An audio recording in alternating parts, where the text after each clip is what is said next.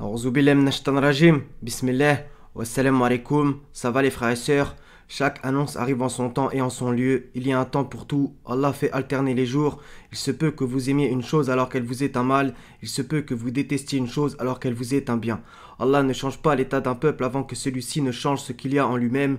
Il y a un temps pour tout, un temps pour rire, un temps pour pleurer. C'est lui qui a fait rire et pleurer. Donc après cette petite introduction, on va commencer tout de suite. Donc c'est à propos du mal et du bien. Donc le verset que j'ai choisi dans le titre, ça vient de la Genèse, chapitre 50, verset 20, donc le dernier chapitre. À propos de Joseph et de ses frères, donc c'est une parole de Joseph. Vous aviez projeté de me faire du mal, Dieu l'a changé en bien. D'accord? Donc après, relire tout si ça vous intéresse. On voit un petit truc, il vécut 110 ans. Joseph mourut à l'âge de 110 ans. On va tout de suite dans la sourate Joseph qui fait combien? 111 versets. D'accord?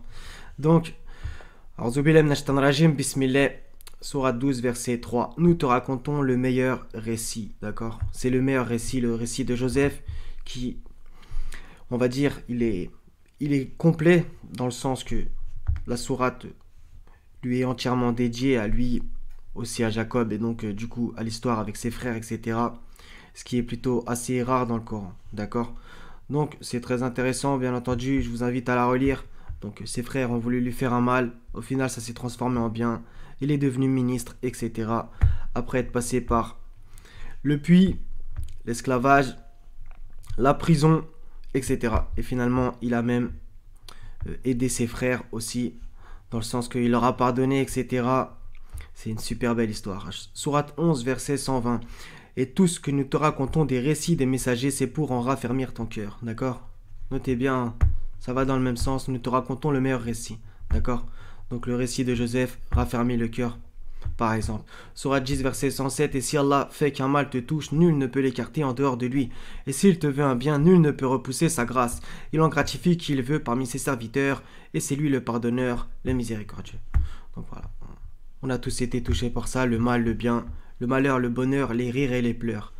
Sourate 24, verset 55, un petit segment, je vous invite à tout relire, bien entendu. Il leur changerait leur ancienne peur en sécurité. Voilà, Allah, il change les choses, d'accord?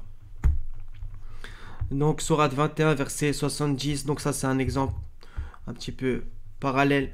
Ils voulaient ruser contre lui, donc contre Abraham, mais ce sont eux que nous rendîmes les plus grands perdants, d'accord? Voilà.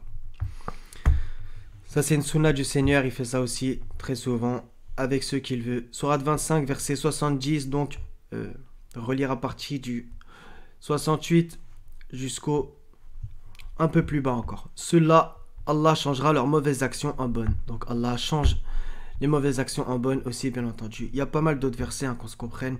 Sourate 21, verset 35, j'aime pas trop la traduction traditionnelle, donc je vais prendre la droit chemin. Toute personne doit goûter la mort, toute âme doit goûter la mort. Nous vous éprouvons par le mal et le bien comme épreuve, et vers nous vous serez ramenés. Voilà, on sera éprouvé par le mal et le bien. D'accord? 41, 49, 51. L'homme ne se lasse pas d'implorer le bien si le mal le touche, le voilà désespéré, désemparé. Et si nous lui faisons goûter une miséricorde de notre part, après qu'une détresse l'ait touché, il dit certainement « Cela m'est dû, et je ne pense pas que l'heure se lèvera. Et si je suis ramené vers mon Seigneur, je trouverai près de lui la plus belle part. Nous informerons ceux qui ont mécru de ce qu'ils ont fait, et nous leur ferons sûrement goûter à un dur châtiment. » Verset important, le 51. Quand nous comblons de bienfaits l'homme, il s'esquive et s'éloigne, et quand un malheur le touche, il se livre alors à une longue prière. On va terminer par les psaumes. Un psaume, le 30, verset 12. Donc relire-le en entier, bien entendu. On va lire le 11 aussi. Écoute, Éternel, aie pitié de moi, Éternel, secours-moi. Et certes, le secours d'Allah est proche. Et tu as changé mes lamentations en allégresse. Tu as retiré mes habits de deuil pour me donner un habit de fête. Voilà. Il a changé ses lamentations en allégresse. Qu'Allah raffermisse nos pas, qu'il nous accorde une belle part ici-bas, une belle part dans l'au-delà, et qui nous écarte du châtiment du feu. Quel mauvais gîte et lieu de séjour, quel mauvais lit pour se reposer. Fais que nous entrons par une entrée de vérité, que nous sortions par une sortie de vérité, et accorde-nous de ta part un pouvoir bénéficiant de ton secours. La vérité est venue, l'erreur a disparu, car l'erreur est destinée à disparaître. Soyez bénis les frères et sœurs. Wassalamun ala al-mursalin, walhamdulillahi rabbil alamin, la ilaha illa hu al-hazizul hakim. Wassalamu alaikum wa rahmatullahi wa barakatuh les frères et sœurs. À la prochaine, Inch'Allah ta'ala.